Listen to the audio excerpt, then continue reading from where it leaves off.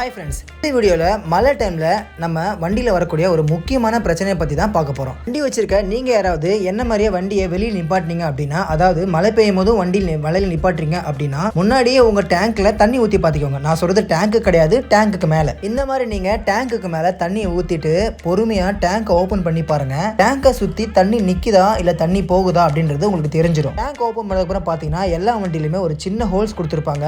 அது வழியாக தான் பார்த்தீங்கன்னா மழை பெஞ்சு அப்படின்னா அந்த தண்ணியெல்லாம் வெளியே போகும். இப்போ மழை காலம் ஆரம்பிச்சிருக்கு. வெயில் டைம்ல நீங்க நிறைய இடத்துல நிப்பாட்டிருப்பீங்க. தூசி எல்லாம் நிறைய சேர்ந்து இருக்கும். உங்களுக்கே தெரியாம அந்த ஹோல்ஸ் அடைச்சிருந்துச்சு அப்படின்னா தண்ணி வந்து பாத்தீங்கன்னா அந்த ஹோல்ஸ் வழியா வெளியே போகாது. நீங்க பெட்ரோல் போட டேங்க் ஓபன் பண்ணும்போது உங்களுக்கே தெரியாம அதுல இருக்க தண்ணி டேங்க் உள்ள போயிடும்.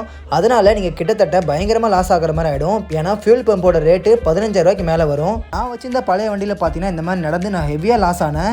அந்த மாதிரி யாரும் ஆகாம இருக்கணும் அப்படின்னா நான் சொல்ற மாதிரி பண்ணிக்கோங்க. வீடியோ பிடிச்சா லைக் பண்ணுங்க, மறக்காம சேனலுக்கு சப்ஸ்கிரைப் பண்ணிக்கோங்க.